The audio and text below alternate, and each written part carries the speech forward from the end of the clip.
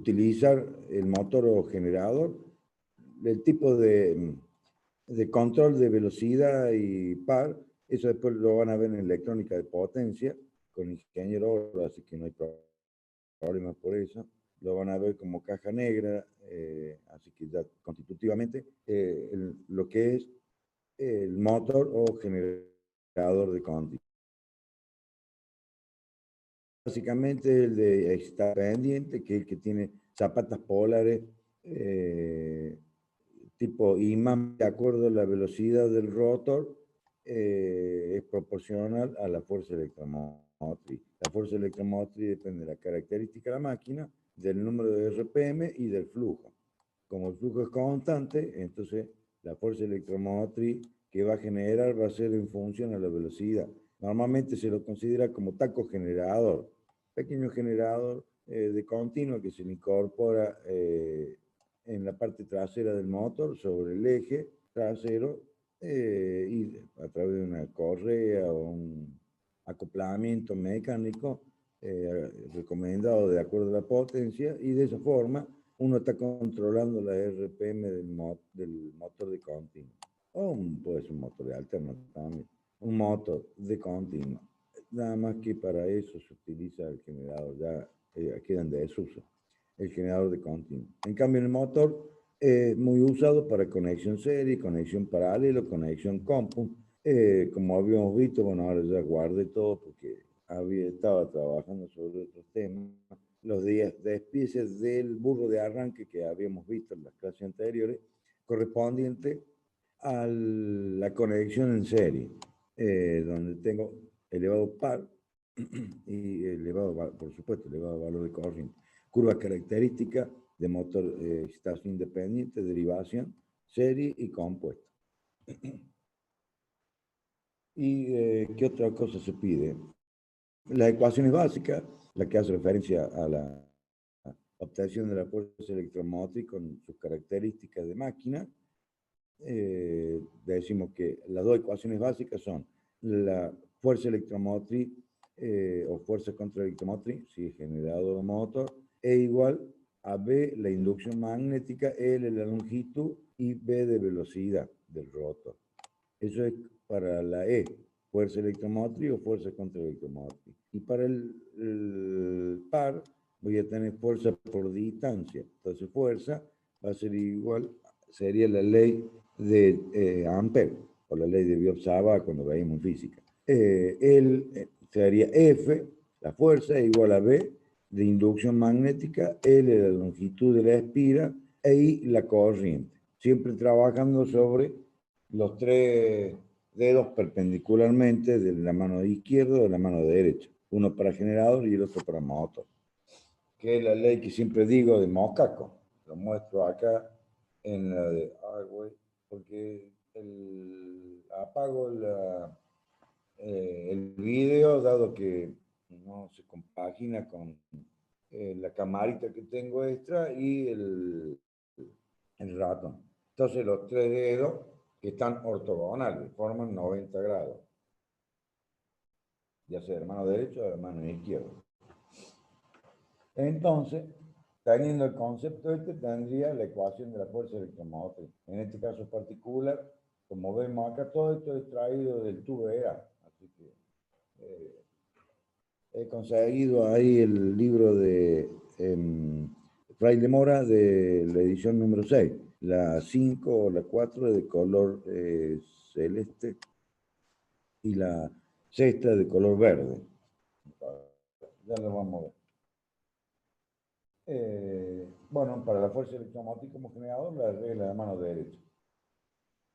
Van a ver una aplicación acá a la derecha, donde las X corresponden al campo magnético que está en forma perpendicular a la pantalla, un resistor y el desplazamiento de un conductor dentro del campo magnético.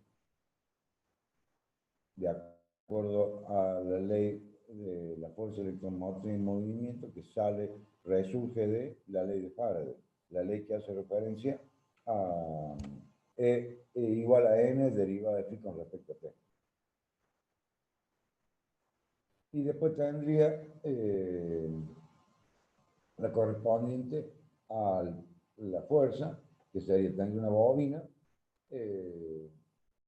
un interruptor, campo magnético, también entrante a la pantalla, un conductor que lo desplazo, no lo desplazo yo. Aplico tensión a este circuito, circula corriente por el conductor y como el conductor está apoyado, un conductor circular cilíndrico, está apoyado sobre dos barras conductoras paralelas, están abiertas, por supuesto. ¿Qué va a hacer? Se va a producir el efecto del campo magnético entre el campo magnético de la excitación y el campo magnético generado por la corriente que circula por el conductor.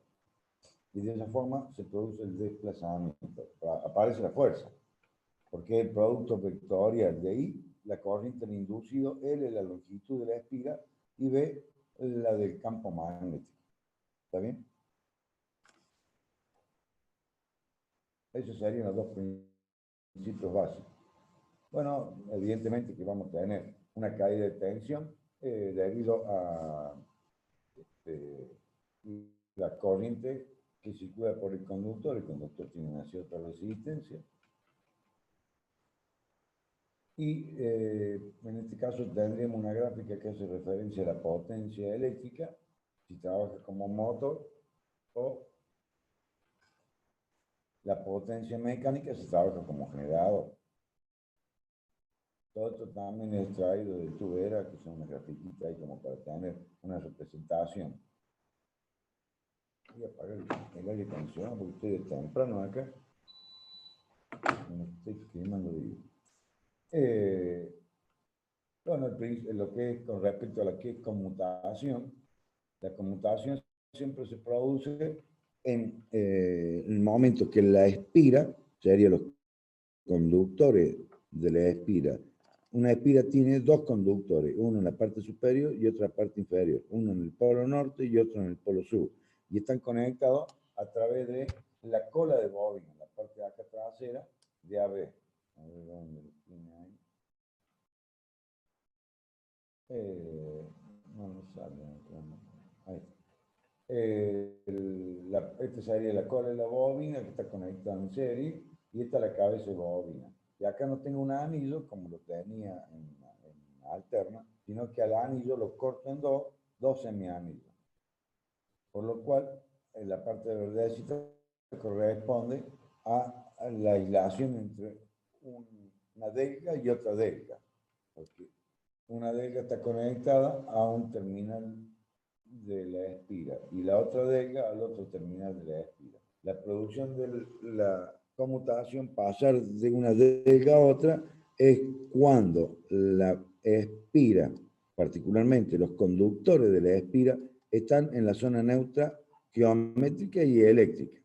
Una máquina de un par de polos, la zona neutra eléctrica y zona neutra geométrica coinciden. ¿Por qué? Y porque necesito producir la conmutación, ya sea extraer la corriente o ingresar la corriente al inducido en aquellos lugares físicamente hablando donde la influencia del campo magnético es casi nula a la espira, al rotor. Por eso se produce la conmutación en la zona neutra magnética. ¿Qué valor de tensión tendría que tener la espira en ese momento? Cero tensión. No lo tiene, porque tengo el concepto de autoinducción, el magnetismo remanente del rotor y del estator, por lo cual tengo un flujo magnético que produce un valor de tensión, que está en el orden entre 10 y 15 voltios como valor máximo que puede tener en una máquina de 550 voltios. La máquina de 550 voltios de 75 HP corresponde a lo que se llama, acá en Córdoba particularmente, bueno, los que han estado en Córdoba, que son del interior o de otras provincias, es lo que se llama el trolebús. El trolebús tiene dos líneas aéreas que están en contacto con una jabalina, sería unas escobillas montadas sobre una jabalina que están conectadas a la máquina. Y de ahí se provee de energía eléctrica. La tensión es 550 voltios y el equipo es de más o menos 75 kilovatios. he visto otras máquinas más, hasta 200 kilovatios más o menos. En el caso particular de esta otra figura que estoy pasando, espera, ahí está, tendría el movimiento del rotor, en este caso sería imanes permanentes, son imanes permanentes, y tengo el rotor que está bobinado, el conjunto de delga, se llama colector, el colector roza o toca físicamente con la escobilla. La escobilla es la que, como la misma palabra dice, la escoba, es para limpiar, para extraer. De este otro lado tengo el colector también desarmado, para ir viendo cómo es el tamaño y la cantidad de delga de acuerdo al tamaño de la máquina. Dijimos que eran 1500 voltios y 1000 amperes. El valor de potencia sería 1,5.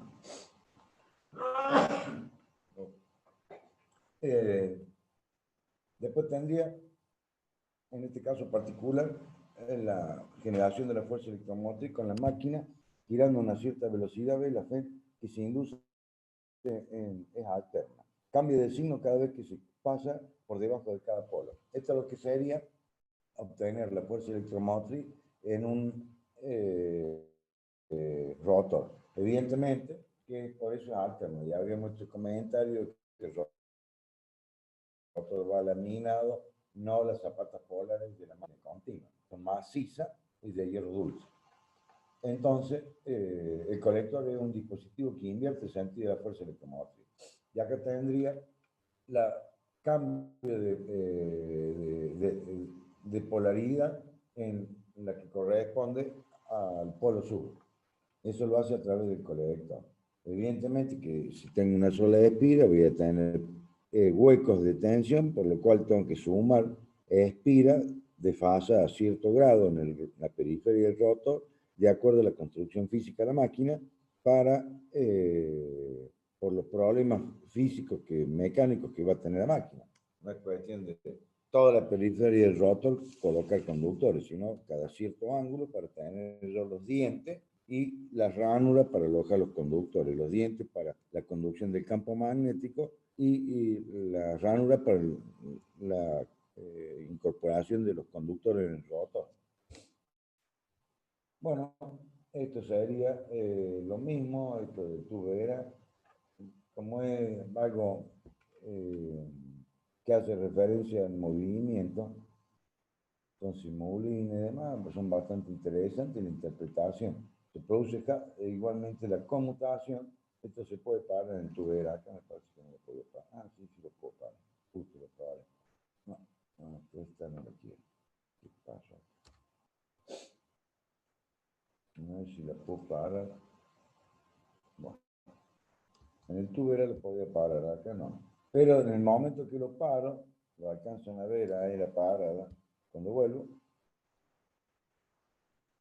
la influencia de la espira, donde se produce la conmutación, es cuando los conductores, sería marrón acá y azul, celeste, están con un valor de tensión próximo a cero. Ahí se produce la conmutación. Esta es una sola espira, evidentemente tengo dos delgas. Si fuese un multi-espira, en espira, de acuerdo a la película, tendría más delga. ¿Está bien?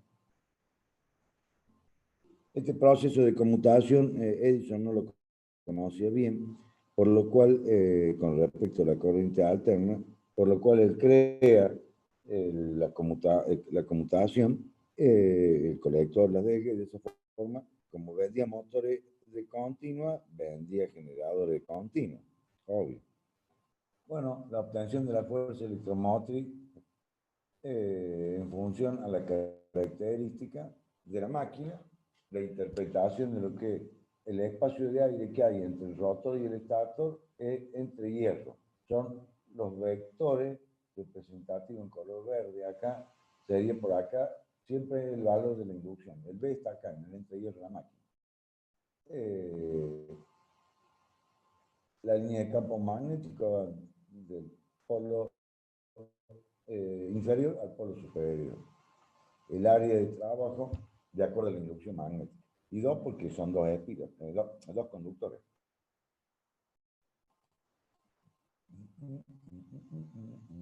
Acá lo más importante y fundamental es traspasar los valores de la característica de la máquina a la ecuación de la fuerza electromotriz.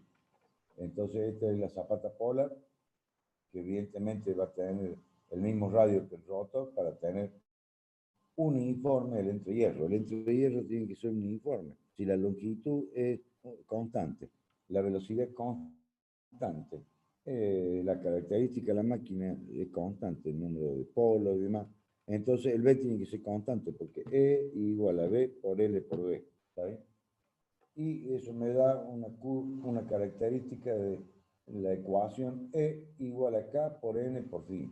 E es la fuerza electromotriz o fuerza contra electromotriz, generador o motor. K corresponde a la característica de la máquina y N es el número de RPM y phi el flujo. Y ahí yo puedo hacer regulación, ya sea como motor o como generador. Regulación fina y regulación gruesa, que normalmente se llaman las de las máquinas, le dice la regulación gruesa a través de regular la corriente del inducido, a través de resistores de potencia, por supuesto, que circula la corriente del inducido.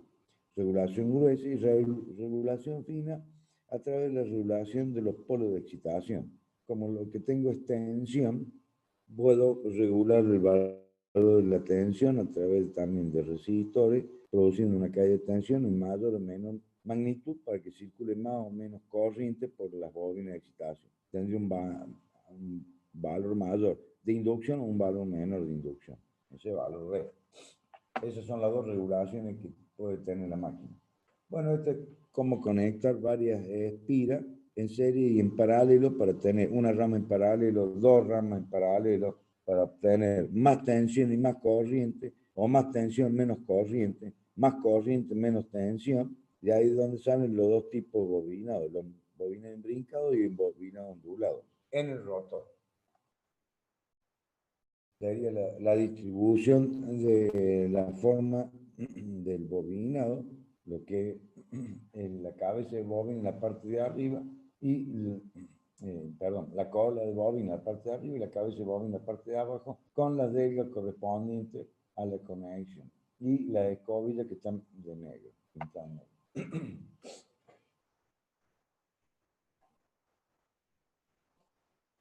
Bueno, lo mismo es a través de la constitución física de la máquina, obtener la fuerza electromotriz. Así que eso no había problema. Bueno, esto con respecto a la característica de vacío de la máquina, en la zona de trabajo, eso habíamos hablado del circuito magnético. En el caso particular del movimiento, tendría en el momento que se produce la conmutación, si se fijan, los conductores no tienen tensión. Entonces ahí es donde se produce la conmutación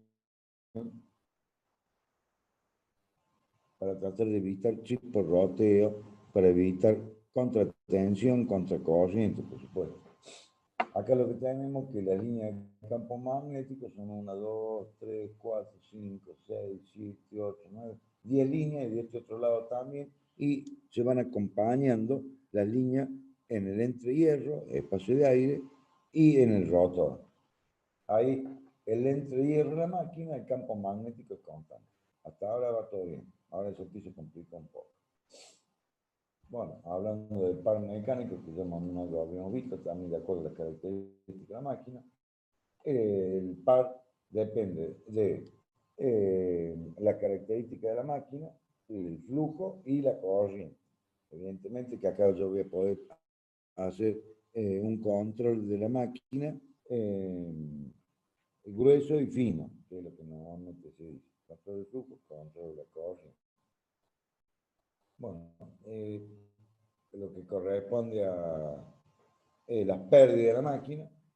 ¿Cuántas pérdidas voy a tener en una máquina rotante? 3 pérdidas. Pérdida en el circuito magnético, pérdida en el circuito eléctrico y pérdida en el circuito mecánico. Son las 3 pérdidas que voy a tener. Y todo eso, ya sea como motor o generador, voy a tener que suplir, ¿no? Si no, voy a tener un rendimiento menor de la máquina.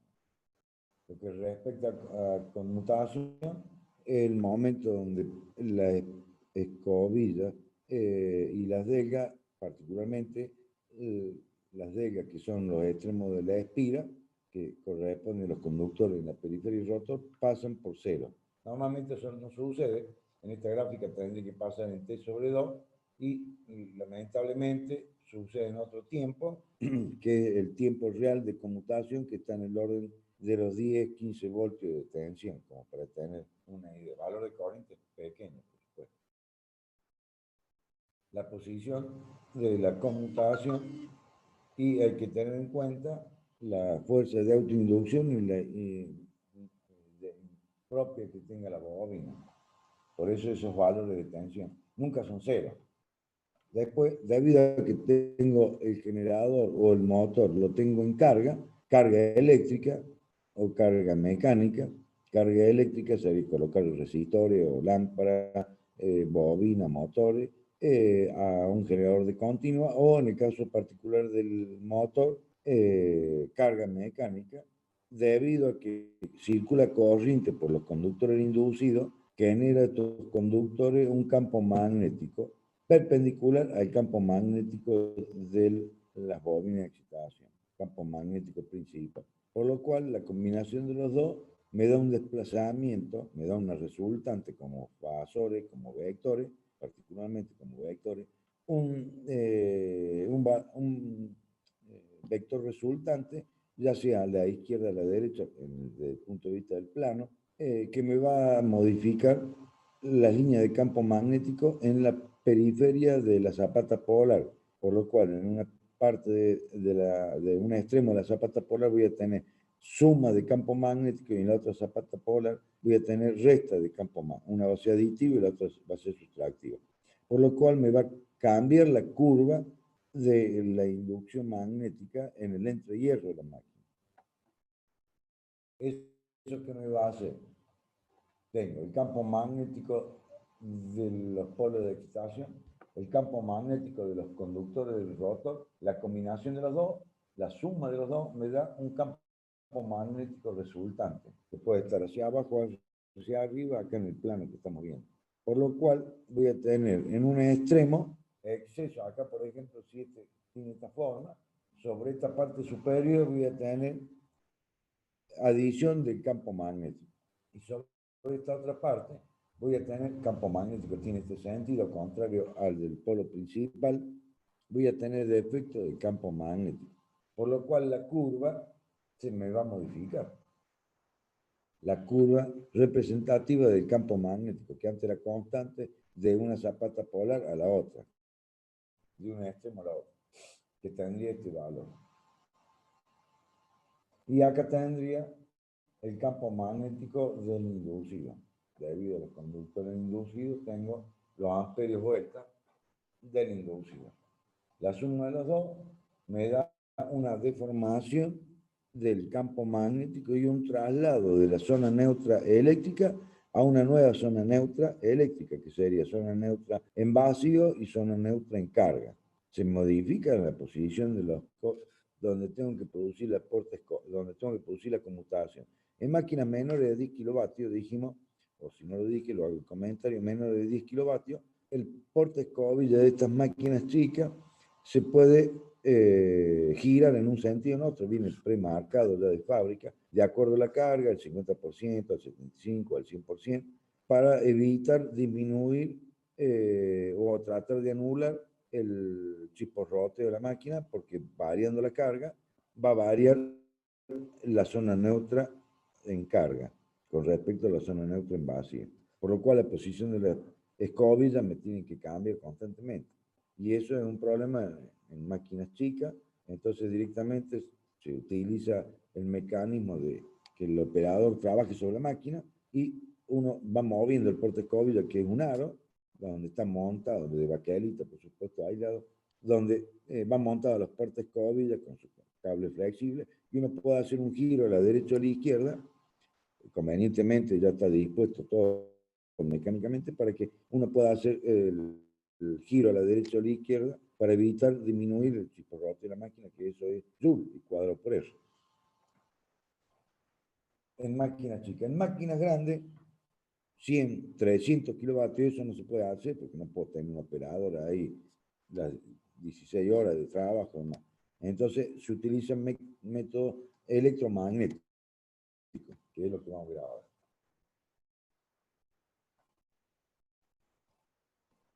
Entonces tendría la representación de la resultante del campo magnético principal y el campo magnético del inducido.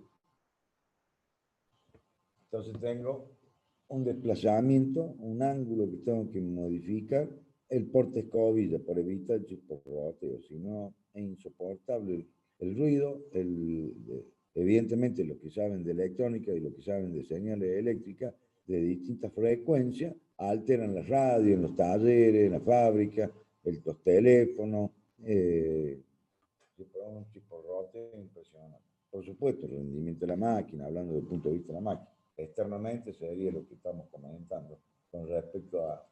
Entonces dice, disminución, ¿cuáles son los inconvenientes de la reacción inducida? Disminución de la fuerza electromotriz en carga, disminución indirectamente el rendimiento, crea peligro de chispa en el colector, aumenta la dificultad para realizar una buena conmutación.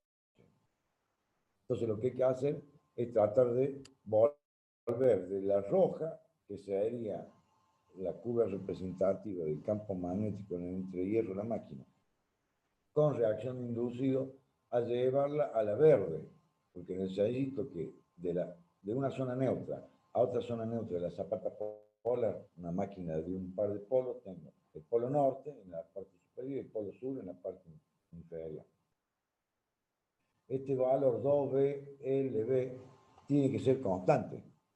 Si acá en la de roja no es constante. Tiene pico en esta zona tiene valle, entonces me va a modificar el valor de la fuerza electromotriz generada y me va a modificar y variar el par mecánico de la máquina como motor.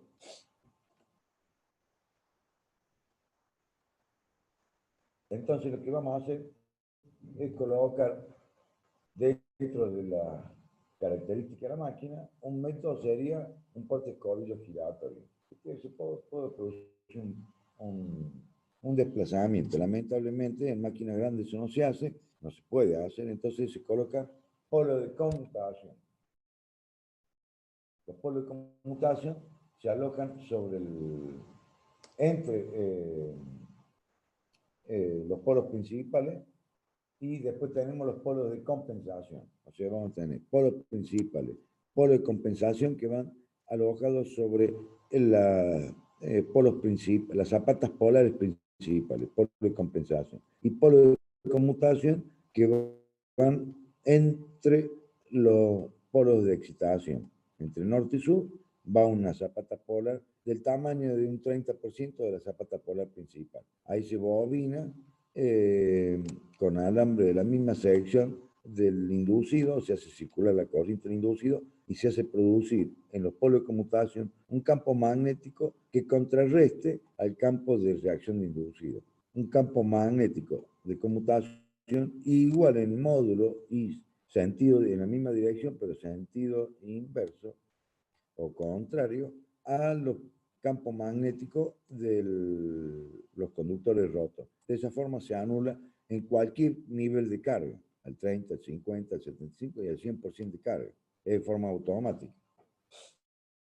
Y los polos de compensación son los que se utilizan ranurando las zapatas polares en máquinas grandes, 300, 500, 1000 kilovatios. Se ranura la zapata polar, se colocan conductores de la misma sección del inducido y básicamente los polos de conmutación mejoran la conmutación, toda la zona neutra de carga, pero no mejora o anula el campo magnético de reacción de inducido en el entrehierro de la máquina. Sería en la periferia del estator y la periferia del rotor, por lo cual se colocan estos conductores que se llaman bobinas o campo magnético de compensación. o arrollamiento de compensación, como lo que se ranuran y de esa forma se genera un campo magnético para tratar de que el B sea constante de un extremo a otro extremo de la misma zapata polar que el entrehierro de la máquina. Eso es fundamental. Por eso es un poquito compleja la máquina continua. Pero bueno, una vez construida no va a tener problemas. Entonces, medidas para mejorar la conmutación y la zapata polar entre los polos principales. De esa forma, los polos de conmutación mejoran la conmutación, pero los polos de compensación mejoran la inducción, el valor de la inducción en el entrehierro de la máquina. Esa es la diferencia entre uno y otro. Bueno, no sé qué tenía.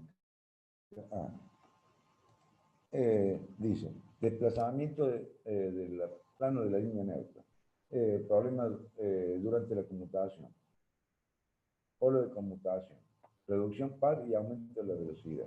Disminución del valor global del campo de la máquina. Los polos de conmutación compensan localmente la reacción inducida eliminando la distorsión del campo. En la zona de la línea neutra de carga. Como verán, son los rectángulos que tengo acá y toman un valor más o menos del 30% del polo principal. Pero el polo principal que está entre los rectángulos rojos están ranurados también. Evidentemente que esta es una máquina grande porque tiene un juego de escobilla, otro juego y otro juego, y acá tiene que haber dos más, donde van alojadas las escobillas. Evidentemente que es una máquina grande. Está con planchuelas de cobre, planchuelas de aluminio, pero bueno, ahí son planchuelas de cobre. Es una máquina bastante grande, por lo cual tiene ranurado el estator, por lo cual estos corresponden a las barras que se van a conectar en serie con el inducido para hacer circular corriente de tal forma que en el entrehierro de la máquina se mantenga constante el B.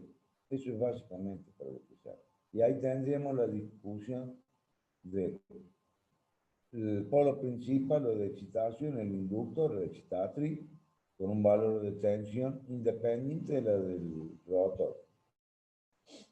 Entonces, en este caso podría tener un motor o un generador. La carga puede ser carga eléctrica o carga mecánica, no hay problema. Lo que sí vemos acá en esta gráfica corresponde a la excitación independiente. Excitación independiente porque tengo el inductor independiente del rotor. La única influencia es a través del campo magnético.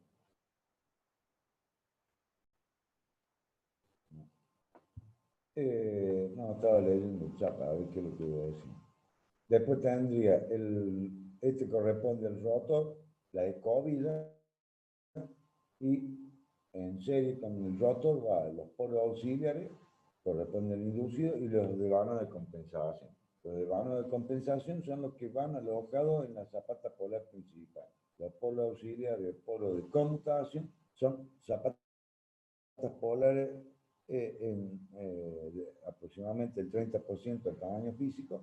También van conductores conectados en serie con el inducido y produce un campo magnético igual y opuesto al campo magnético generado por los conductores rotos. Y acá tendría conectado las cargas, que puede ser una carga eléctrica o una carga mecánica. Trabaja como generador o como motor. Y me parece que acá no tengo más nada. No, no, no.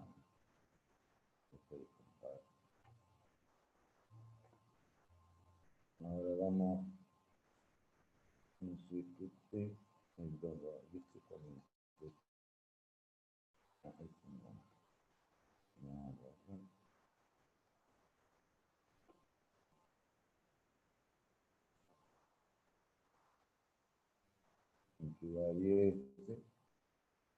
Que sería la de la excitación.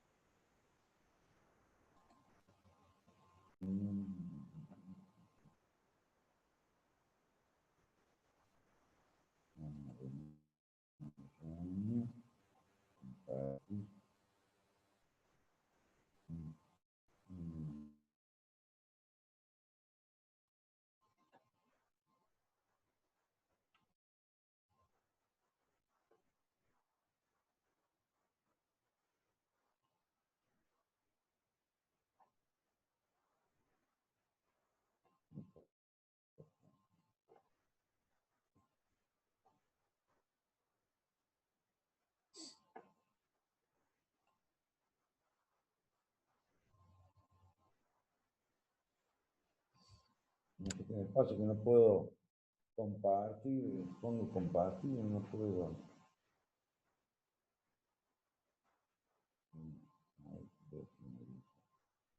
Voy a finalizar porque me parece que ya lo tengo que responder. A ver, si sigo avanzando,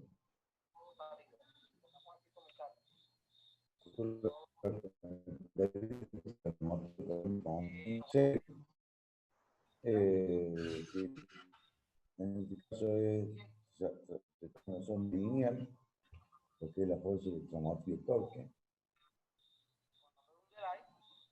El problema de esta máquina es que teniendo poco par, tiene un elevado valor de RPM, entonces no puede trabajar con cargas bajas porque tiende a embalar. Ese es el caso particular de la máquina. Sí, hay un micrófono abierto ahí. Están hablando algunos alumnos. ¿Hola? Entonces tendríamos la característica, sería una exponencial decreciente, donde tendría con pequeño valor de par, elevado valor de RPM, y elevado par, eh, pequeño valor de RPM. Caso particular del bus de arranque, que es el que teníamos anteriormente desarmado. En la máquina, por ejemplo, tipo universal, en máquinas especiales, lo que tenemos es las bordeadoras. Si usted está trabajando con una bordeadora, le está aplicando la carga, está cortando el pasto, la máquina disminuye su RPM. Pero si la levanta, la deja en el aire, el motorcito universal adquiere RPM tan elevada que puede llegar a su vibración excesiva y autodestrucción de la máquina. Por eso hay que tener cuidado con este tipo de máquinas, con máquinas de conexión serie entre el rotor y el estator, entre la excitación y y el inductor, el inductor y el inducido, el rotor o el estator. Por eso hay que tener cuidado con este tipo de máquinas.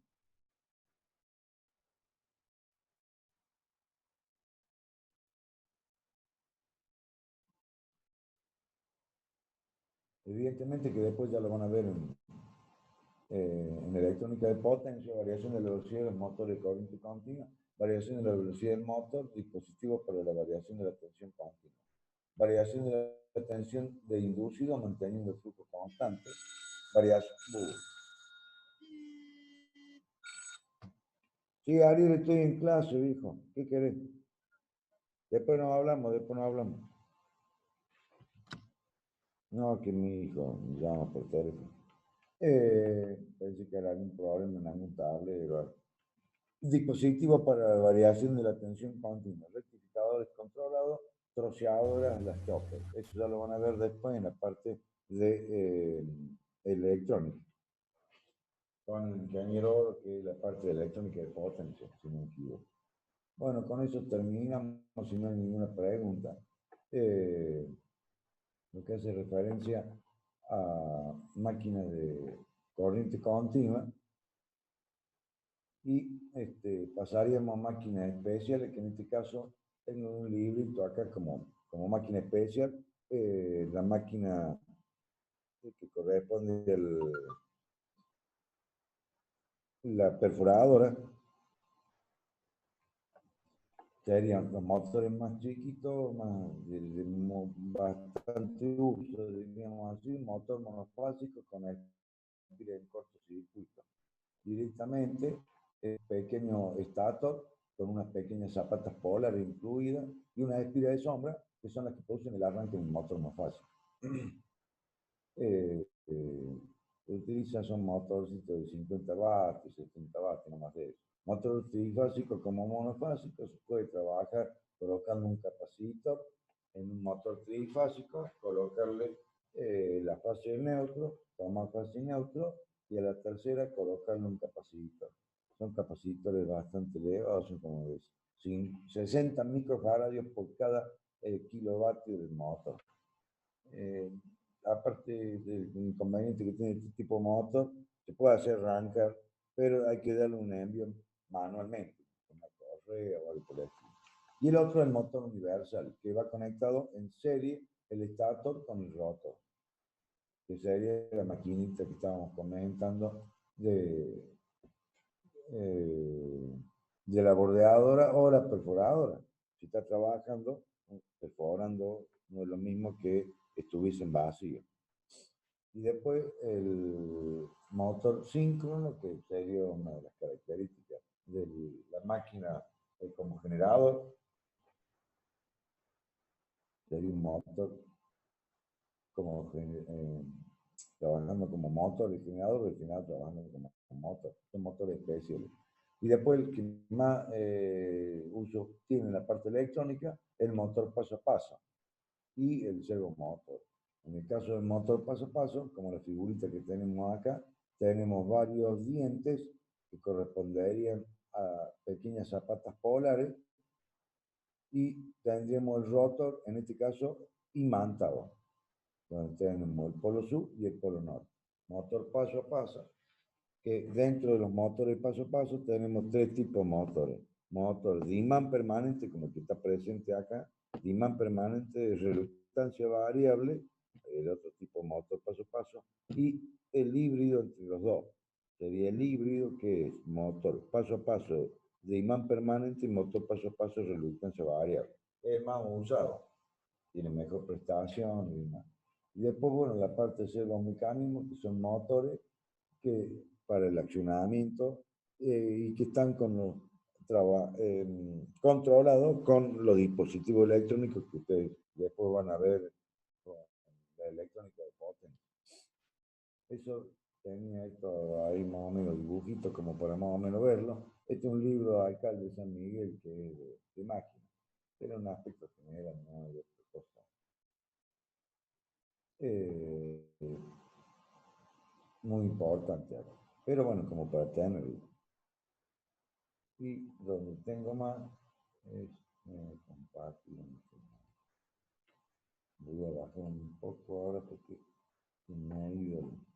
A ver qué lo vamos a sacar. Motores. Acá lo que tengo que hacer es bajar todo esto para yo tenerlo acá. Entonces ahora me voy a ir a compartir.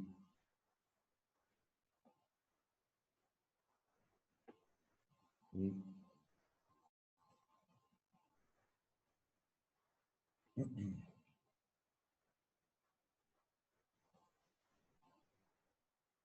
bueno, tengo el alcalde de San Miguel, si lo puedo compartir, en color celeste. Ah, color celeste. Este no tiene máquinas especiales.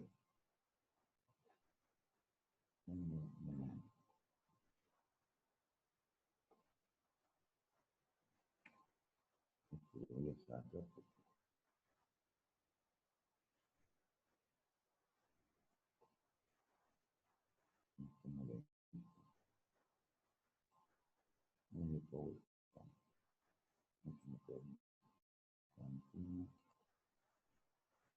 lo que tendría apunte.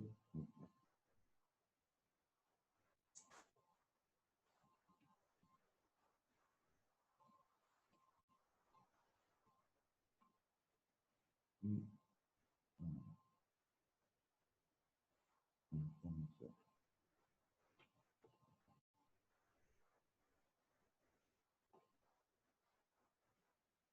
entonces me voy a ir a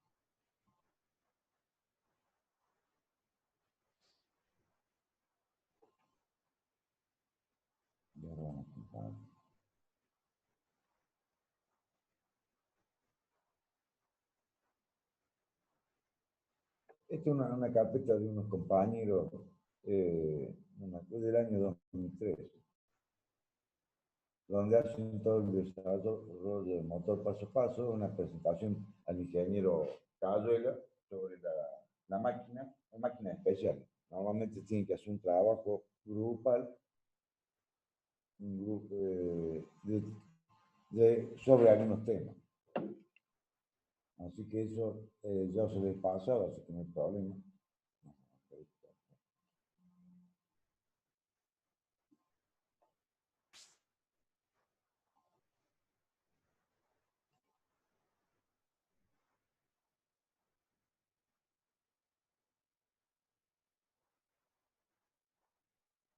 Quería decir esto.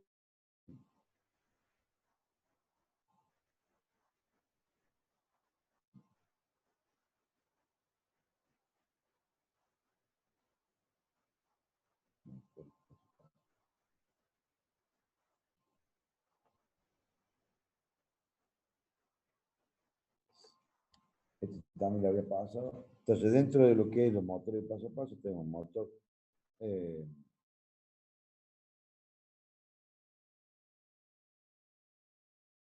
y motor paso a paso, el híbrido. Entonces, la característica del motor paso a paso es que, ya sea si es unipolar o bipolar, tiene una sola bobina o dos bobinas, y cada bobina tiene un principio y un final, por lo cual puede llegar a tener tres puntas la salida del motor, como puede tener 6 puntas o puede tener 8 puntas. Eso va a depender de la característica del motor paso a paso. La parte del rotor imantado y la parte del estator compuesta por distintos dientes que hacen referencia al estator de la máquina. Que ahí veo donde tenía acá. ¿Tienen esta o no? Bueno, esto no, porque me estoy adelantando un poco. Vamos a ir al otro. Quiero ver una figura de motor paso a paso, la diferencia que hay entre el de continuo y el de alterno, la aplicación que tiene, y lo más importante de esto que quería destacar, a ver si lo puedo poner esto. Esto lo voy a agrandar un poquito más, en 150, ¿no? Y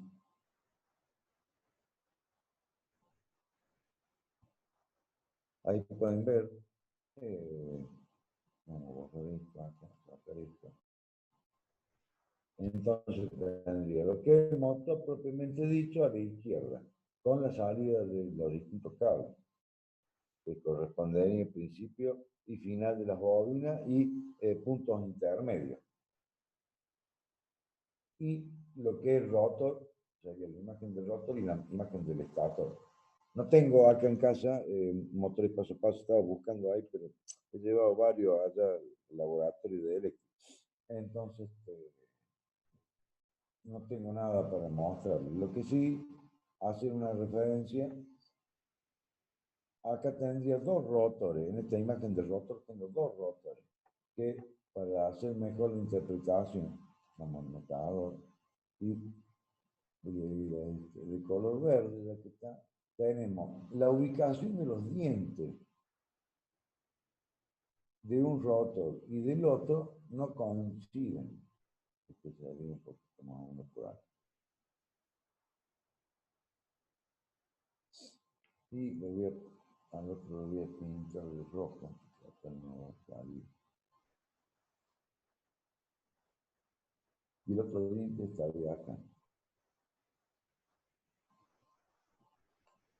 Como verán, los dientes que corresponden al rotor de la izquierda con respecto al rotor de la derecha, nada que ver. Y eso es para ir mejorando el, vamos a poner en amarillo, este correspondería al diente, esto es lo más importante, el decalado de los rotores con los dientes con el estator. ¿Para qué? Y porque tendría imán permanente y reluctancia variable. El concepto de reluctancia variable es el espacio de aire que hay entre dos dientes enfrentados. A ver si lo ve ahí no, lo ve ahí la cámara, perdón. Este. Dos dientes enfrentados, tengo un pequeño valor de entre hierro. Si tuviese desplazado, tendría dos dientes, tendría el espacio de aire entre los dos dientes, ahí lo que voy a tener mayor reluctancia. Acá tendré menos reluctancia, este supongamos que es roto y este es el estator. Entonces tengo, en el movimiento, tengo menor entre hierro, menor reluctancia magnética. En cambio acá voy a tener mayor reluctancia magnética. ¿Se entiende eso? Ese es el concepto físico eléctrico Debe estar un poquito más adelante. Sería el decalaje que tiene para mejorar. Si ustedes se fijan, esto lo voy a aumentar un poquito más.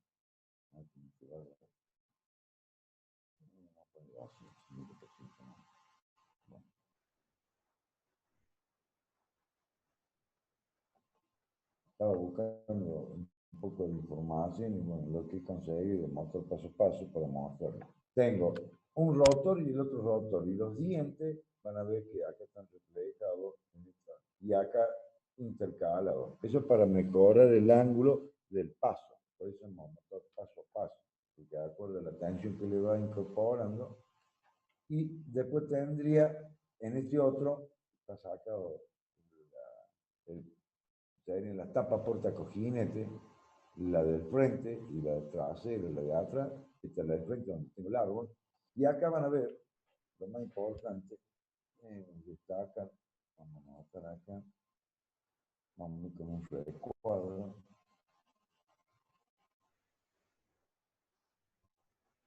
un color azul, un color azul, un amarillo, lo vamos a hacer ese, vamos a hacer este.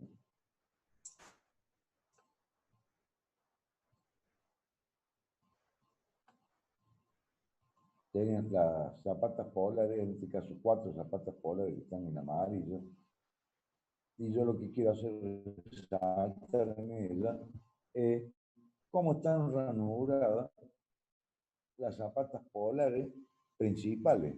Están ranuradas, que van a ver que están acá hay un hueco, otro hueco y dientes. En este caso tengo 1, 2, 3, 4 dientes. 1, 2, 3, 4 dientes.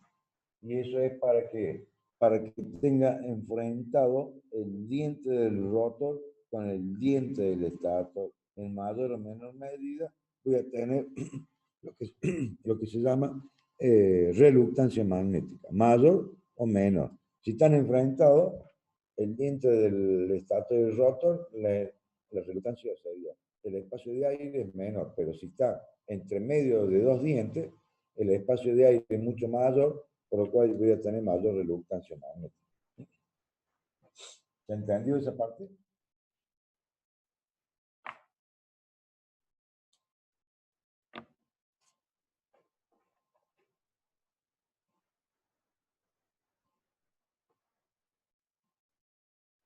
Bueno, te lo voy a borrar. Y después, bueno, por supuesto, la combinación de las bobinas. He trabajado no mucho con motores paso a paso porque hice la parte electrónica. Yo tenía un compañero de trabajo que hacía la parte electrónica y yo hacía la parte eléctrica en la fábrica de Argen.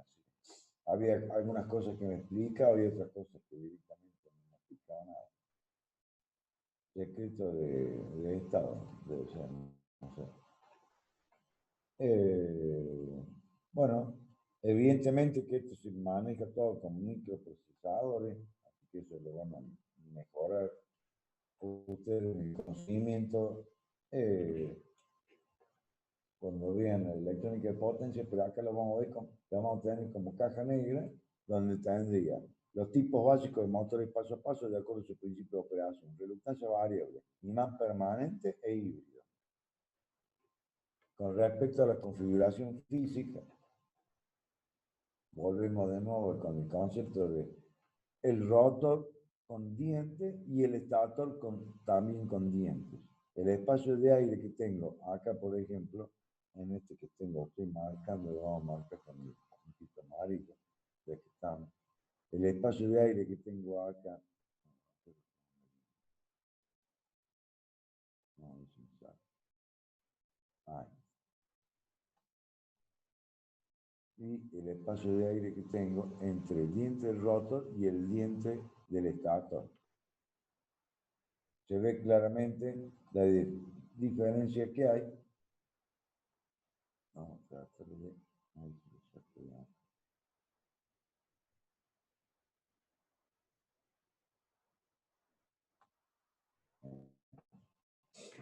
Entonces, evidentemente, yo voy a tener un valor de diente de hierro diferente entre medio de dos dientes del estator con el diente rotor, que entre un diente del estator y un diente del rotor. ¿Está claro eso? Y después tendría lo que corresponde a los imán permanentes. Directamente el imán ya está magnetizado. Y después tendré las distintas bobinas con sus principios finales, con un sistema de comando de interruptores H, alimenta las distintas bobinas para ir produciendo el giro en sentido horario y en el sentido antihorario.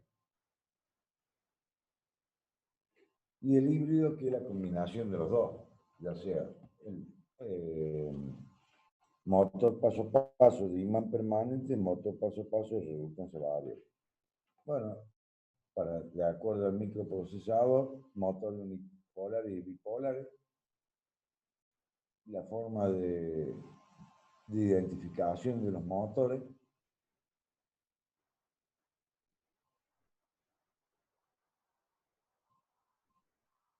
Evidentemente que el catálogo de la máquina le va a salir los distintos colores, celeste, amarillo, verde y blanco. Tendría que tener el catálogo, se tendría que ir a... hay una página electrónica, no me acuerdo cómo se llama este momento. Ya se me fue. Donde aparecen todos los componentes y las características de los componentes. Data sí, eso no me sale. Bueno, cómo se controlan. Vamos a poner un poquito más grande esto para que lo podamos ver. Así que si lo pongo grande, no lo puedo correr bien. A ver si lo puedo correr acá. A ver el plazo. En el caso particular, secuencia de tipo fácil simple, o sea, que tendría que tener una tabla de acuerdo a cómo alimentar las bobinas, alimento la A, después la B, la C y la D, y va produciéndose giros. Pero también puedo alimentar la A y la B simultáneamente y producir un giro en vez de 90 grados de 45 grados. Mientras más bobinas tengan el estator, mayor posibilidad de pasos voy a tener. ¿Está bien?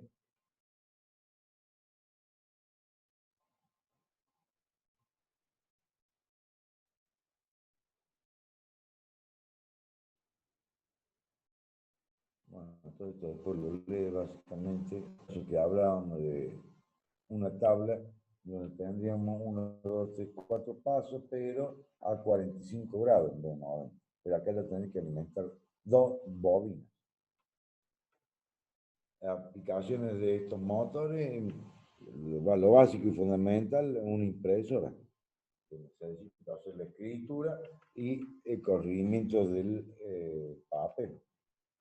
Son pasos precisos y a un ángulo predeterminado de acuerdo al funcionamiento de la máquina. Que hay otra representación de los distintos pasos en alimentar las bobinas, porque el rotor es o imán permanente o de reluctancia variable. ¿Cuál es la diferencia físicamente si yo tengo un motor de reluctancia variable y uno de paso de imán permanente? Un motor paso a paso lo tengo físicamente en la mano. Agarro el árbol, el eje del motor, y si lo puedo hacer girar libremente con una pequeña fuerza de los dedos, el motor es de reluctancia variable, nada más. Como no tiene magnetismo remanente, no tiene situación fija, como en el caso de el rotor imantado. En el caso particular del motor paso a paso de imán permanente, uno le cuesta hacer el paso. Tiene que hacer mucha fuerza, vencer, por supuesto, la resistencia magnética, y de esa forma poderlo hacer girar. Y el de híbrido está compuesto por los dos. Entonces cuesta un poco hacer el giro y cuando hace giro medio que avanza. Esa es la diferencia en aspecto genérico. No me acuerdo si tenía, no tenía. Un circuito electrónico que habían hecho un grupo de alumnos, por eso lo tengo, un trabajo práctico que me realizaron un grupo de alumnos de electrónica y me regalaron un motor paso a paso en una cajita plástica con posibilidad de hacer el sentido de giro y después de ver los pasos, sentirlos físicamente, con un regulador. Con eso se lo voy a mostrar después cuando lo hagamos después de la vacación.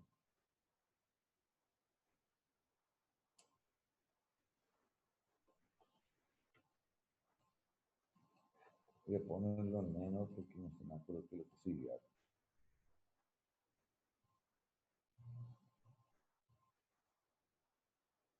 Todo este material está ahí en la autogestión, así que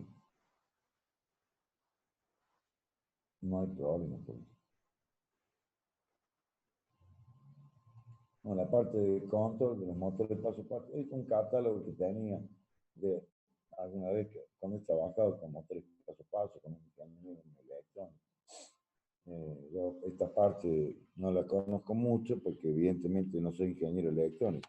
Eso lo pueden ver con Cayuela o después el día de mañana con un ingeniero de electrónica de potencia.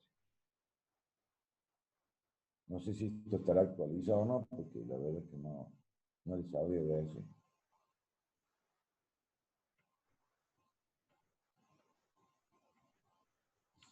Bueno, las características para la interpretación del motor paso a paso, de 2 hilos, 4 hilos, cables que salen, están normalizados, como todos los productos eléctricos. Así que control de giro de un motor paso a paso, eso a través de un integrador, el L293. Control del sentido de giro y la velocidad del motor paso bipolar usando 4 teclas. Una tabla de verdad, un microcontrolador. Bueno, y esta parte la manejan ustedes mejor que yo, así que esto lo veo. Bueno, como veremos, me voy a ir más temprano hoy porque me quedé, no quiero empezar a avanzar en instalaciones eléctricas, que eso lo vamos a dejar para la próxima clase y en aspecto general. Yo ya después le voy a pasar algunos materiales. No sé si hay alguna pregunta, algún comentario, algo al respecto. Me voy a fijar qué otra cosa tengo para mostrarles, pero no, este ya está. Motor paso a paso. Motor paso a paso. Y tengo que preparar la clase para ahora a las 9:30, así que estaba por primer de motor también. Y este corresponde, bueno, a la 16ª edición de Fray de Mora, pero no tiene motor paso a paso.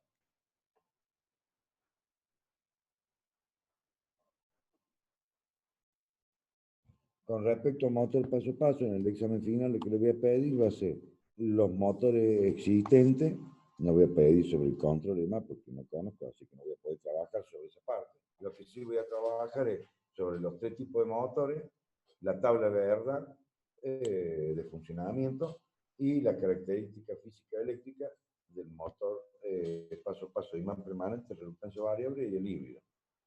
Motor universal, motor lineal, seguramente también en 10 minutos.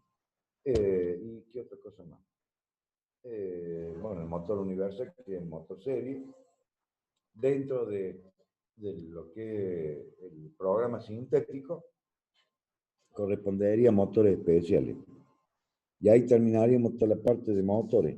No voy a exigirle mucho, o sea, las ventajas y desventajas que tiene motor paso a paso, yo calculo que cuando vayan a rendir ya van a tener más preciso sobre el tema de motores paso a paso.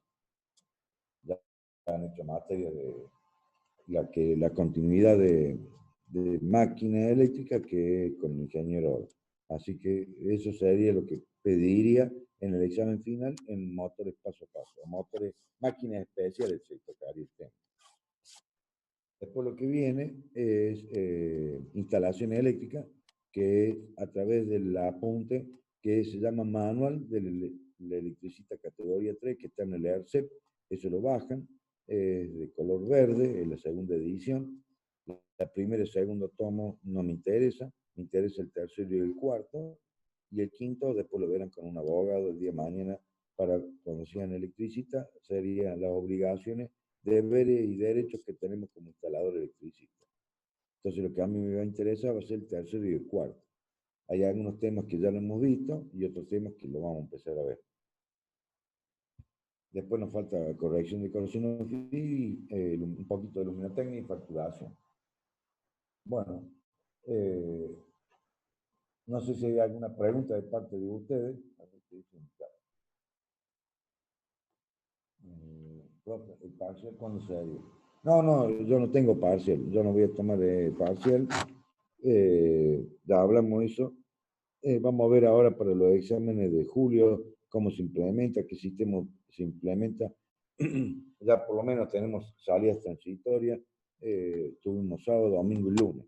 Entonces, paulatinamente, calculo que después de agosto, si las cosas se mantienen como están, ya van a empezar a abrir las universidades. Por lo menos eso es lo que estoy viendo. Si no, bueno, quedarán, en el caso particular, de regular y después veremos a fin de año, o quedarán regular y después tomar el examen. Y son tres temas. El primero lo elige usted y el segundo y tercero lo elijo yo. Es los básicos y fundamentales, los temas que hemos dado. No hay nada misterioso ni nada por el estilo. Lo que sí, me gustaría llevarlos a los laboratorios de eléctrica. Ahí tengo 10 pizarrones, así que voy tomando por 10 alumnos por vuelta. Y no un caboche a nadie, sino que el alumno reconoce de que no sabe el tema y se retira. Si tiene certificado de trabajo, le tengo que poner un 2. Y si no tiene certificado de trabajo, le digo se puede retirar y después en el próximo turno. Y al próximo turno, cuando viene, le digo, ¿y cómo le fue? Bueno, profe, la verdad es que no sabía nada, me estaba tirando la pilita, no había agua. Ahora he estudiado estos temas, que usted me hizo recordar a alguno que me dijo que me iba a tomar, de los tres, elija usted uno para el comienzo, el segundo me habla sobre este que le fue mal, y el tercero lo elijo yo. O sea que no busco la vuelta para complicarle la vida, es una materia muy, muy larga, uno si se quiere poner a hacer más quisquilloso en los temas, se complica. Entonces, en aspecto general, lo que tenemos, lo que cumplimentamos con el programa, y sí me gustaría tener el examen en forma presencial. Esa es mi política. Así que eso es lo que más o menos le comento. Ya si esto se extiende, se complica además, bueno, tendremos que buscar algún sistema de examen, ya de estos virtuales, Moodle y demás, que me estoy poniendo un poco más canchero, que calculo que va a ser para la época de las vacaciones, donde voy a estar más tranquilo, porque ahora hay ciertas aplicaciones y ciertos procesos de llenado del cuestionario y demás que me lleva otro tiempo y tengo varias cátedras y tengo que trabajar también, así que, pero estoy implementando el sistema por las dudas si se complica, pero hay que darle fe a Dios de que no se complique más y que podamos seguir con habilitar la cuarentena. No sé si hay alguna otra pregunta.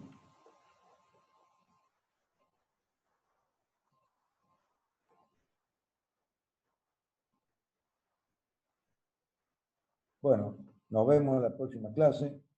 Será el martes que viene y veremos la parte de instalaciones. Yo ya le voy a pasar, si no le paso, le voy a pasar la parte de la instalación eléctrica, el manual, eso después lo bajan ustedes del ERCET, el manual del ERCET y el manual de la AEA, que es 90364. Entonces después le voy a pasar una hojita donde están todas las leyes y reglamentación y fundamentalmente las normas en las instalaciones eléctricas. Así que usted cumple con las normas en la instalación eléctrica y anda tranquilo y feliz por la vida. Siempre eso es lo más importante, cumplir con la norma y de esa forma uno puede realizar los trabajos tranquilamente. Así que bueno, nos vemos.